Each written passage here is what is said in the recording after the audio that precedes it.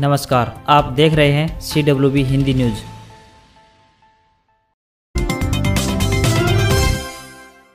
छात्रवृत्ति के लिए अल्पसंख्यक समुदायों के छात्रों से आवेदन आमंत्रित किए। हरियाणा के सामाजिक न्याय एवं अधिकारिता विभाग ने अल्पसंख्यक मंत्रालय के सहयोग से साल 2021-22 के लिए प्री मैट्रिक, पोस्ट मैट्रिक व मैट्रिक कम मीन्स छात्रवृत्ति योजनाओं के लिए 6 अल्पसंख्यक समुदायों जैन, बौद्ध, सिख, पारसी, मुस्लिम व ईसाई से संबंधित छात्रों से आवेदन आमंत्रित किए गए हैं। एक सरकारी प्रवक्ता ने जानकारी देते हुए बताया कि प्री मैट्रिक स्कॉलरशिप के लिए ऑनलाइन आवेदन करने की अंतिम तिथि 15 नवंबर 2021, पोस्ट मैट्रिक स्कॉलरशिप व matric come means top class scholarship हेतु ऑनलाइन आवेदन करने की अंतिम तिथि 30 नवंबर 2021 तय की गई है। नियम 134A डाटा अपडेट करने के लिए निजी स्कूलों के पास 20 अक्टूबर तक का समय। हरियाणा सरकार ने नियम 134A यानी रूल 134A के तहत विद्यार्थियों की फीस की प्रतिपूर्ति हेतु निजी स्कूलों के लिए अपने डाटा को अपडेट करने के लिए 20 अक्टूबर तक का समय दिया है। सरकारी प्रवक्ता ने बताया कि राज्य सरकार ने नियम 134A के अंतर्गत शैक्षणिक सत्र 2020-21 के दौरान कक्षा दूसरी से 8वीं तक मान्यता प्राप्त निजी स्कूलों में प्रमोट हुए विद्यार्थियों की फीस की प्रतिपूर्ति हेतु ऑनलाइन पोर्टल तैयार किया है। 20 अक्टूबर तक अपने डाटा को अपडेट कर सकते हैं। किसी भी पूछताछ के लिए हेल्पलाइन नंबर 0172 50 49 801 पर संपर्क किया जा सकता है। सैनिक स्कूलों में शैक्षणिक सत्र 2022-23 के लिए विद्यार्थियों से आवेदन आमंत्रित किए गए। सैनिक स्कूलों में शैक्षणिक सत्र 2022-23 में कक्षा 6ठी व 9वीं में प्रवेश लेने के इच्छुक विद्यार्थियों से 26 अक्टूबर 2021 तक ऑनलाइन आवेदन आमंत्रित किए गए हैं। इन कक्षाओं में दाखिले के लिए अखिल भारतीय सैनिक स्कूल प्रवेश परीक्षा आगामी 9 जनवरी 2022 को आयोजित की जाएगी। एक सरकारी प्रवक्ता ने जानकारी देते हुए बताया कि शैक्षणिक सत्र 2022-23 में सैनिक स्कूल कुंजपुरा करनाल में कक्षा 6ठी में 83 बच्चों यानी 73 लड़के व 10 लड़कियां तथा सैनिक स्कूल रेवाड़ी में 60 बच्चों यानी 50 लड़के व 10 लड़कियों को प्रवेश दिया जाएगा। प्रवक्ता ने बताया कि कक्षा 6ठी में प्रवेश पाने के इच्छुक विद्यार्थियों की जन्म तिथि 1 अप्रैल 2010 से 31 मार्च 2012 के बीच होनी चाहिए तथा कक्षा 9वीं में प्रवेश के लिए विद्यार्थियों की जन्म तिथि 1 अप्रैल 2007 से 31 मार्च 2009 के बीच होनी चाहिए। हरियाणा में उर्दू भाषा पढ़ाने के लिए जल्द बनेगी योजना। मुस्लिम बाहुल्य क्षेत्र में बनेंगे कम्युनिटी सेंटर। हरियाणा के मुख्यमंत्री मनोहर लाल ने कहा है कि जिन क्षेत्रों में जो भाषा बहुलता में प्रयोग की जा रही है उस भाषा को भविष्य में पढ़ाए जाने को लेकर योजना बनाई जाएगी। इससे उस क्षेत्र के लोगों को इसका सीधा लाभ मिलेगा। यह घोषणा मुख्यमंत्री ने अपने आवास पर भाजपा अल्पसंख्यक मोर्चा के साथ सीधे संवाद के दौरान उर्दू भाषा के संदर्भ में की। इस दौरान भाजपा अल्पसंख्यक मोर्चा के राष्ट्रीय उपाध्यक्ष जाकिर हुसैन, हरियाणा भाजपा अल्पसंख्यक मोर्चा के प्रदेशाध्यक्ष नसीम अहमद, मुख्यमंत्री के OSD भूपेश्वर दयाल मौजूद रहे। ओझल हो रहे बेजुबान। एक वक्त था जब पक्षियों की चहचहाट हृदय प्रफुल्लित करती थी। बेजुबान वन्य जीव अपना दर्द बयां नहीं कर पाते हैं। इनके दर्द को समझा जा सकता है। वन्य जीव अपना दुख दर्द बोलकर भले ही नहीं बता पाते हों, लेकिन भावनाओं से बयां करना बखूबी जानते हैं। सुबह पक्षियों की चहचहाट सुनकर दिन की शुरुआत करने वाले ग्रामीण धीरे धीरे अब इससे दूर होते चले जा रहे हैं। इसका शायद ही उन्हें एहसास हो रहा हो। आधुनिकता व विज्ञान के युग में पक्षियों व अन्य जीव जंतुओं की कई प्रजातियां लुप्त होने की कगार पर हैं। इनमें सबसे ज्यादा बात करें तो देश के राष्ट्रीय पक्षी मोर, काले हिरण व अन्य पक्षियों को देखा जा सकता है। जानकारों की माने तो प्रदेश में इन वर्गों की कार्यशैली कमजोर पड़ने से वन्य जनजीवन खतरे में पड़ गया है। भाजपा ने दिया कांग्रेस को झटका। एलनाबाद के पूर्व प्रत्याशी रहे भादू को किया पार्टी में शामिल। एलनाबाद उपचुनाव को लेकर सियासी दलों में जोड़तोड़ की रणनीति जोर पकड़ने लगी है। जहां एक तरफ जगदीश नेहरा ने भाजपा को छोड़कर कांग्रेस में शामिल हो गए हैं, वहीं भाजपा ने भी कांग्रेस को चंडीगढ़ से झटका दिया है। एलनाबाद विधानसभा सीट से बात करें साल 2014 की, तो कांग्रेस की टिकट पर चुनाव लड़ने वाले रमेश भादू ने कांग्रेस को अलविदा कह दिया है। रमेश भादू ने चंडीगढ़ में मुख्यमंत्री मनोहर लाल खट्टर से मुलाकात की और भाजपा की सदस्यता ग्रहण की। वहीं इस मुलाकात के बाद भादू ने कहा कि हल्के का विकास और मेरिट पर नौकरी सिर्फ मनोहर लाल के नेतृत्व में भारतीय जनता पार्टी की सरकार ही दे सकती है। उन्होंने कहा कि मुख्यमंत्री मनोहर लाल ने एक आवाज पर एलनाबाद की नहरों और सेम की समस्या को हल किया है, इसलिए उनके नेतृत्व में आस्था जताते हुए हमने भाजपा ज्वाइन की है।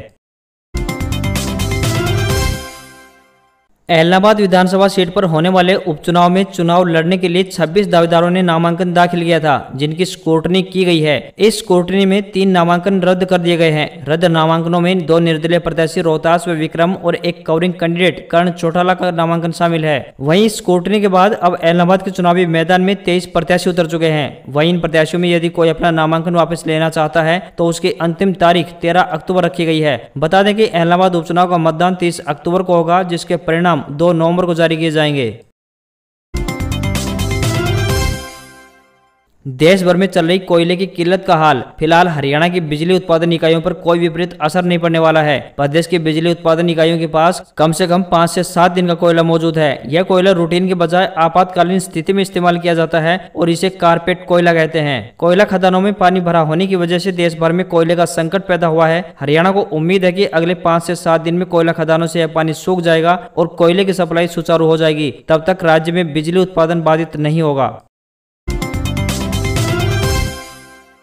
राजस्थान कर्मचारी चयन बोर्ड जयपुर ने फायरमैन व सहायक अग्निशमन अधिकारी के पदों पर भर्ती के लिए नोटिस जारी किया है। योग्य व इच्छुक उम्मीदवार जो इन पदों के लिए सभी पात्रता को पूरा करते हैं और आवेदन करना चाहते हैं, उनसे अनुरोध है कि आवेदन से पहले विभाग द्वारा जारी नोटिस को ध्यान से पढ़ लें। आवेदन करने की आखिरी तारीख की बात करें तो 16/10/2021 तय की गई है। इन पदों पर आवेदन करने वाले उम्मीदवार किसी भी मान्यता प्राप्त बोर्ड या विश्वविद्यालय अथवा संस्थान से 10वीं पास होना आवश्यक है। फायरमैन की डिग्री भी चाहिए। पदों के नाम व संख्या की बात करें तो 629 पद निर्धारित किए गए हैं। उम्मीदवार की आयु 18 साल से लेकर 40 वर्ष के बीच होनी चाहिए। इन पदों पर उम्मीदवारों का चयन लिखित परीक्षा के आधार पर किया जाएगा।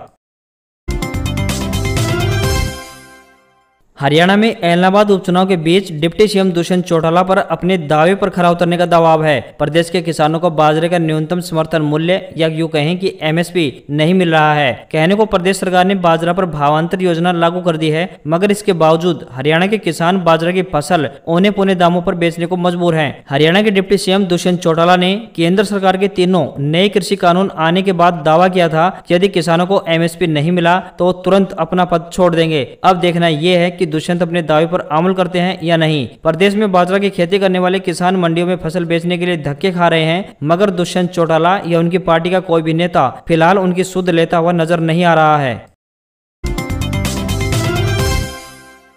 14 नवंबर को हरियाणा कमांडो कांस्टेबल की परीक्षा। 520 पदों के लिए 70,157 आवेदन। पीएसटी और पीएमटी में 8,012 कैंडिडेट पास। पंचकुला में होगी लिखित परीक्षा। हरियाणा कर्मचारी भर्ती चयन आयोग पुरुष कांस्टेबल कमांडो विंग की लिखित परीक्षा पंचकुला में 14 नवंबर को होगी। इस लिखित परीक्षा में 8,012 परीक्षार्थी हिस्सा लेंगे। पुलिस कांस्टेबल कमांडो के 520 पदों पर भर्ती होनी है। आयोग के चेयरमैन भोपाल सिंह खदरी ने बताया कि कांस्टेबल कमांडो का फिजिकल व डॉक्यूमेंट वेरिफिकेशन का काम हो चुका है। अब लिखित परीक्षा बची है जो 14 नवंबर को पंचकुला में करवाई जाएगी। इसके बाद अंतिम परिणाम घोषित कर दिया जाएगा। इसके अलावा कई और अन्य भर्तियां भी तेजी से करवाने का कार्य चल रहा है।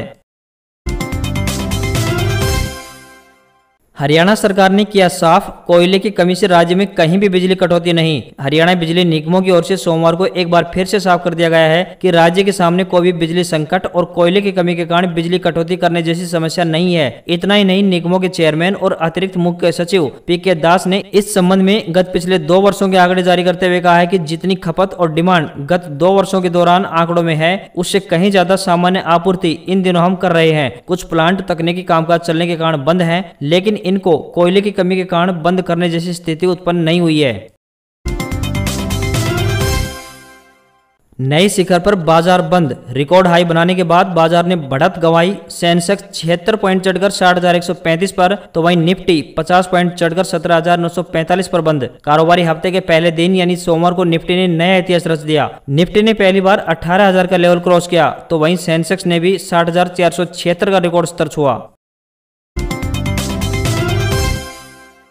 Gold silver update. हफ्ते के पहले कारोबारी दिन यानी सोमवार को सोने के दाम में गिरावट देखने को मिल रही है। सराफा बाजार की बात करें तो सोना 14 रुपए सस्ता होकर यानी 46,966 रुपए प्रति 10 ग्राम पर आ गया। वहीं चांदी की बात करें तो सराफा बाजार में चांदी 295 रुपए महंगी होकर 61,375 रुपए प्रति किलोग्राम पर पहुंच गई है।